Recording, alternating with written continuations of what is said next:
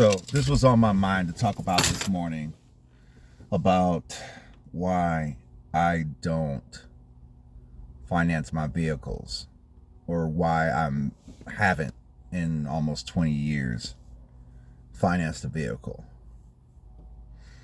And I've paid a price for that because I'm not riding as pretty as most. But I am in a different financial situation because of it. But I want to talk about what happened. So 2007, my dad was telling me I need to get a car. He was getting cars for us. Then it was time for me to get my own. I need to get my own. I was like, okay. So, I think he helped me with a down payment for a vehicle. And I went and bought a new vehicle. I thought I'd be fine. I was making good money at this first church. I was like, I can handle that payment.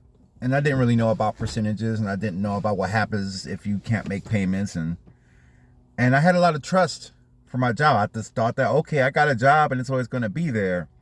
So I go to the dealership and I go to the Chevrolet dealership, and that dealership's gone, by the way. It's like Bill Hurd. He must have more than one. And I buy a Cobalt. It's the only one I could really get my hands on, and it was a manual, and I never drove manuals before, and I learned there at the dealership how to drive a manual. And I was just trying to be like Dad and get a car. He said, you need to get a car, and all I knew and saw was him going to the car dealerships and getting new cars. I didn't really see him buy used cars. It was always new cars. He grew up in Flint, Michigan, had the GM job with the benefits and all that stuff. Here I am, my first gig as a sound engineer, making more money than I ever made before. Okay, yeah, all right, I got a car, and it was great. And I have a car. I'm making payments, but then the church lets me go suddenly. That year, and I was trying to work, and I was struggling to maintain. I wasn't really getting help from home with payments, and laterally, my mom's daughter was getting help and had vehicles, and I was like, okay.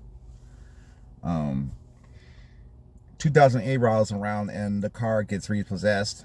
I failed to make payments for it, and for a while I had this sinking feeling that every time I heard any kind of large diesel engine, that they were coming to get my car. And I think I had parked somewhere else or something like that, and they're blowing up my phone every day, and I didn't know what to do because I couldn't afford it. I couldn't get help from home. All the while, my sister's just rolling, because my dad still had a car for her, and didn't really explain to me why. Well, geez, I thought I'd get help too. That's what we did. Whenever we had issues, we call home. So then the day finally came. I heard a truck, and it sounded so different. And they came and got the vehicle, and I was right in the apartment hearing them when it's happening. I was scared because I was like, what is going on? I don't know what's going on. I was like, oh man, they finally getting the vehicle. And I don't know what to do. You know what I'm saying? I don't know what to do. And they take off with the vehicle, and I'm like scared like crap because I'd never been through this before, and I didn't really know how to handle it. And normally my folks would help me out and help me fix issues like this, and I just didn't know. I was just trying to be like my dad and have a new car. But what happened was that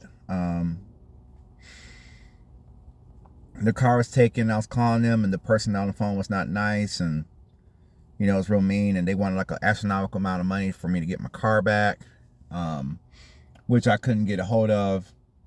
Which is, I think about it, from there, it's like 800 or something like that, or 2 months or 3 months, something like that, to catch it all up or something like that.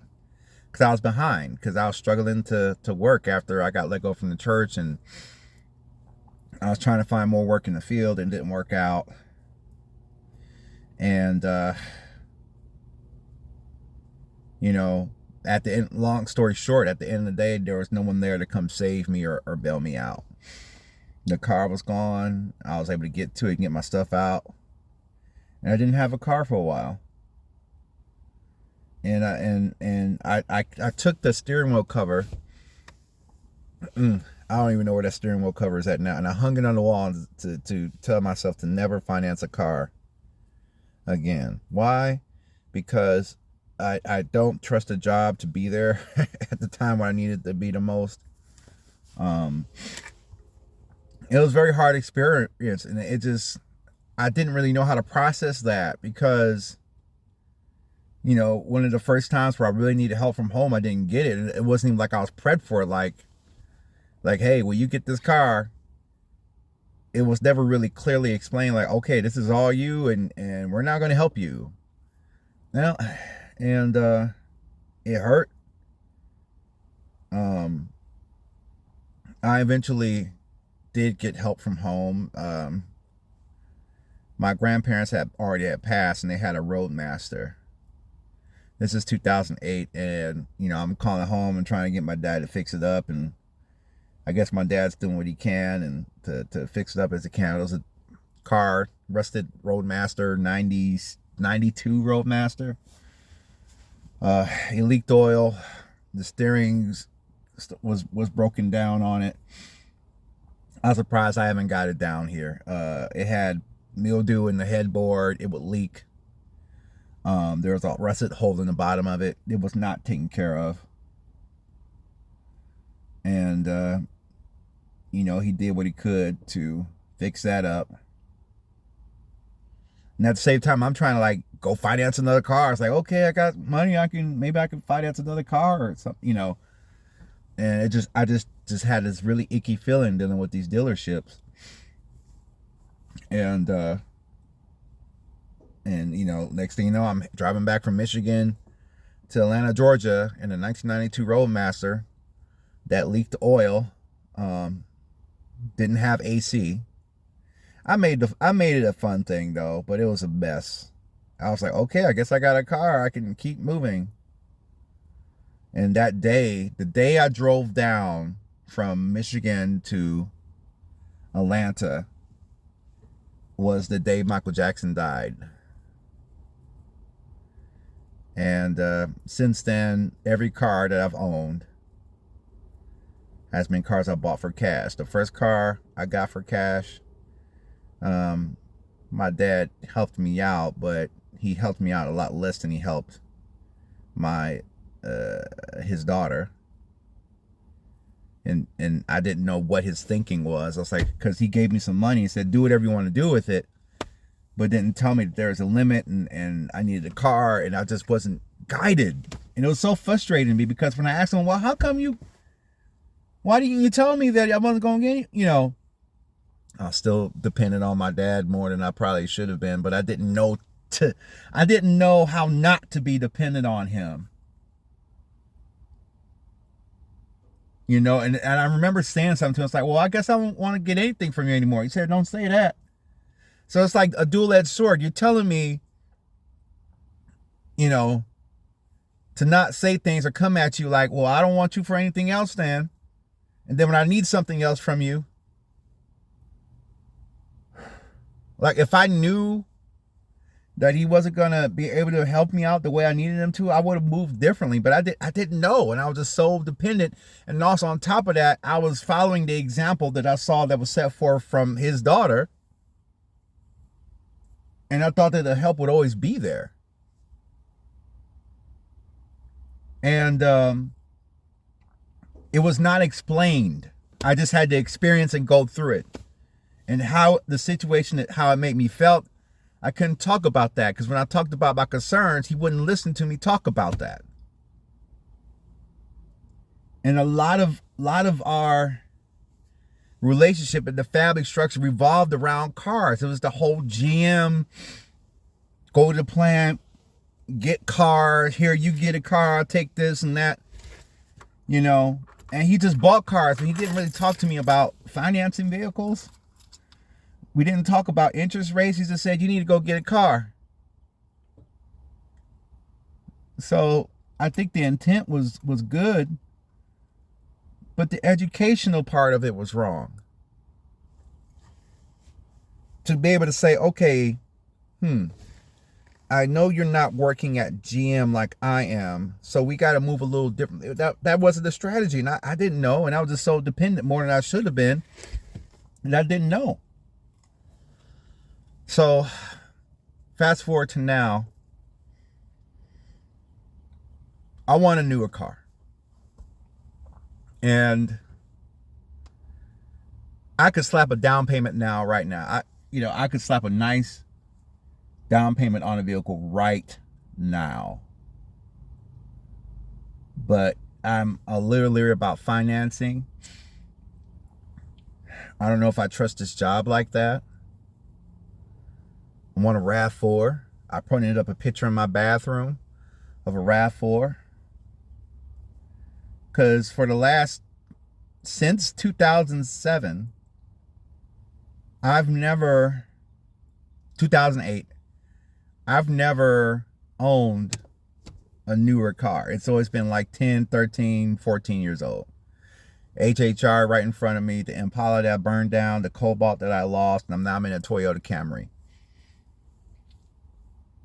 And, this year I'm trying to save up a nice big down payment for a newer car.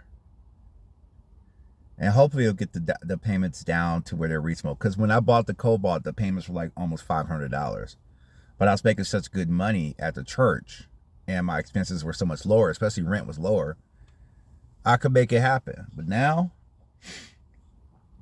I probably could eke out a 400. I'm not doing that. That's crazy.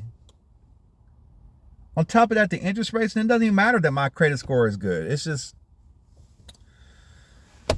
so that's why I'm not so quick to just jump on, head on to the dealership, give them a down payment, and go buy a new car. But I want to experience a nice car, and I just been so tired. Like, winter is wrapping up, and I went through this whole winter without heat in this car. And I knew what I was getting into when I bought this car, but I needed the car because I needed to keep rolling. I needed to still get to work. Real talk, when I needed this car, I gave him cash for this car, and I got it right out the lot. Literally, Sunday, the HHR broke down, and by Tuesday, I was in another vehicle. And I did that all by myself. Now, had it been 24 years ago, I would have been calling Dad, like, hey, I need help. I'll get around to it. It was never a direct no. It was like it wasn't even like a clear answer. It was just like one of those type of answers where you don't really answer the question. And I think that he didn't want to and maybe it didn't feel good to him to not be able to help me. But he didn't have the strength or the tools to say, I'm not going to help you. I think you can do damage to tell someone, I will help you, but then don't. I can't do it right now, but I can't do it right now.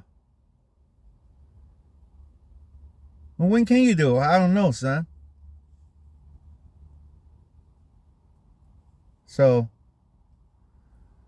I'm going to fight to not spend money on other things like, I don't know, keyboards, music equipment, travel, I guess. But I really would like to, at least by the end of the year, save up a good chunk of change and really try to get a new car and put a down payment on it so good that it really gets the payments down and see what happens. Or maybe I'll just wait. I don't know. All right. Well, that's why I'm not so quick to finance a new car. All right.